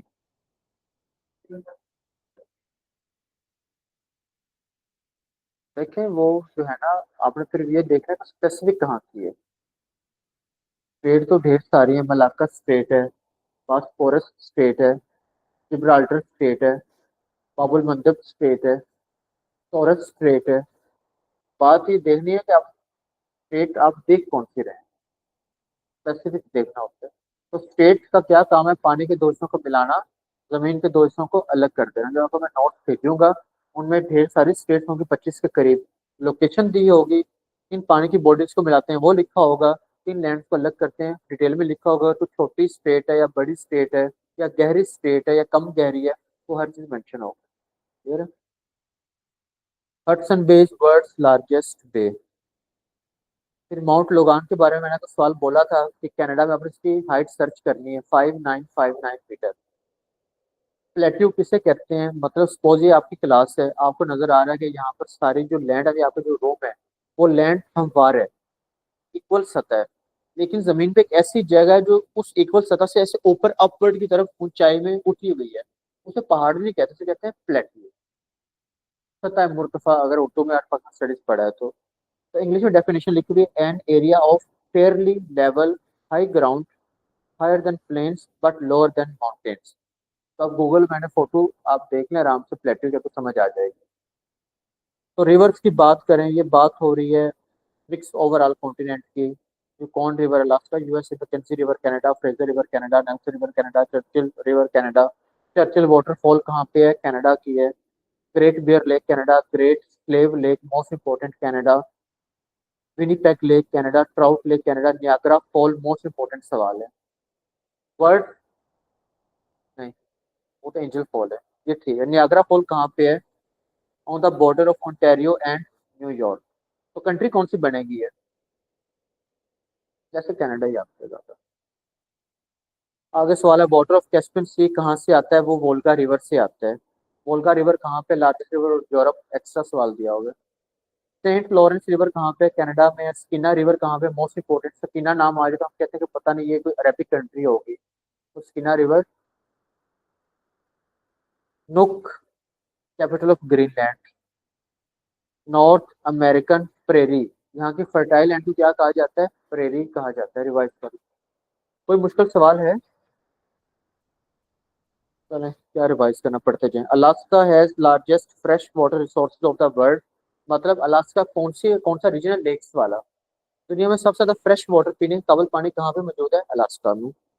Hudson Bay largest in terms of coast line, Bay of Bengal is the largest in terms of area. James Bay कहाँ पे? हडसन बे के साउथ में है। फिर आगे क्रिस्टोफर कोलंबस के बारे में हमने पढ़ा, 1773 बोस्टन टी पार्टी पढ़ा, इंडिपेंडेंस अमेरिकन पढ़ा, थॉमस जेफरसन को पढ़ा। अमेरिकन टाइमलाइन 1492, 1607, 1773, 75, 76, 81, 87, 1789 तक सारा हमने पढ़ा।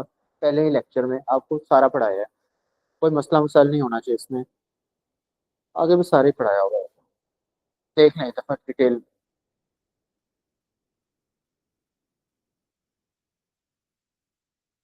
अब बता दें कोई ऐसा सवाल जो आपके दिमाग में हो कि हमने ये नहीं पढ़ा हुआ या हमने ये पास पेपर्स में देखा है और हम यहाँ पर लिखना भूल गए हैं। कोई कनाडा के बारे में, कोई मेक्सिको के बारे में, कोई यूएसए के बारे में, ऑल काइंड्स ऑफ जो है जितने भी आप कह लें टेक्निक्स हैं, लाइक मेडिकल, पॉलिटिकल। वो अमेरिका में ना आपने कुछ चीज़ों को सर्च करना है जो आपका करंट अफेयर्स बनेगा। आपको ये पता होना चाहिए कि आप सर्च किस पोर्शन का कर रहे हैं। मैं बात करूँ करंट अफेयर्स की, करंट अफेयर में आपने सर्च करना है अमेरिका का करंट प्रेसिडेंट जो है वो कौन से, अमेरिका में कितनी पार्टी सिस्टम है, इस्लाम पार्टी का साइन कौन सा है, इलेक्शन साइन कौन सा है, फिर एक सदर को जीतने के लिए कितने वोट दरकार होते हैं, जैसे इलेक्टोरल वोट हमने पढ़ा था, कैलिफोर्निया सबसे ज्यादा है। ठीक है। अगर वहां पे सेनेट है तो सेनेट में कितने मेंबरान होते हैं, 100 हैं या 100 से ज्यादा हैं। अगर हाउस ऑफ रिप्रेजेंटेटिव है तो वहां पर कितने मेंबरान की तादाद है। ठीक है।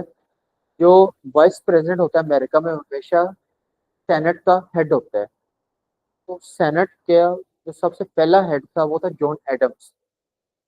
ठीक है, ये नोट्स में लिखा हुआ है।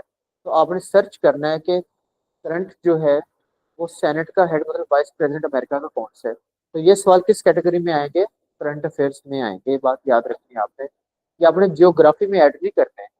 ये अगर पेपर वाला आपसे क्वेश्चनिंग करेगा तो किस खाते में डालेगा, करंट अफेयर्स में। स्पोर्ट्स वाले सवाल या इंटरनेशनल ऑर्गेनाइजेशन वाले सवाल किस खाते में डालेगा, जनरल नॉलेज में। ठीक है।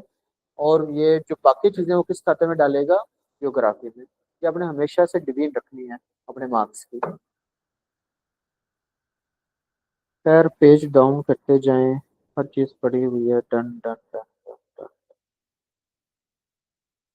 पेज 16 पे कुछ information like U2 spy plan किया था, ये आप देख लीजिएगा, यूट्यूब पे डॉक्यूमेंट्री भी देख सकते हैं आप। फिर पेज नंबर 17 पे ईवी लीग भी आपने पढ़ा है, इंटरनेशनल फोरम ग्लोबलाइजेशन। ठीक है, पढ़ लेंगे आप लोग अलग से। पेज 18 पे ट्विन टावर के बारे में, गोल्डन गेट ब्रिज के बारे में। ऑस्कर अवार्ड बड़े फेमस हैं। फिल्म इंडस्ट्री में सबसे बड़ा अवार्ड कौन सा दिया जाता है, ऑस्कर। ऑस्कर अवार्ड को क्या कहा जाता है, विनिंग अवार्ड भी। कब स्टार्ट हुए थे, 1929 में, लॉस एंजलिस कैलिफोर्निया से। पेज नंबर 19 है, कॉन्फिडरेट स्टेट्स कौन सी अमेरिका की। ये वो 11 स्टेट्स हैं जिन्होंने डिसाइड किया था कि हमने अमेरिका से अलग होना है। क्यों, क्योंकि इनको जो है ना गुलामी से तंग आ गए थे लोग। लिहाजा गुलामी को सबसे पहले किसने खत्म किया था, अब्राहम लिंकन ने। अब याद है, अब पढ़ लें, स्टैचू ऑफ लिबर्टी के बारे में डिटेल है, आप आराम से पढ़ लें, से आसान चीजें हैं। कुछ भी ऐसा नहीं है जो आपको यकदम ही हिला दे। क्योंकि अगर आपने मेरी पहली वाली क्लासेस ली हुई हैं तो आपको सारे नाम कहीं ना कहीं आपने पढ़े हुए होंगे। तो नीचे कुछ कुछ स्टोरीज हैं, कुछ कुछ एग्रीमेंट्स हैं, उनको एक नजर पढ़ लीजिएगा।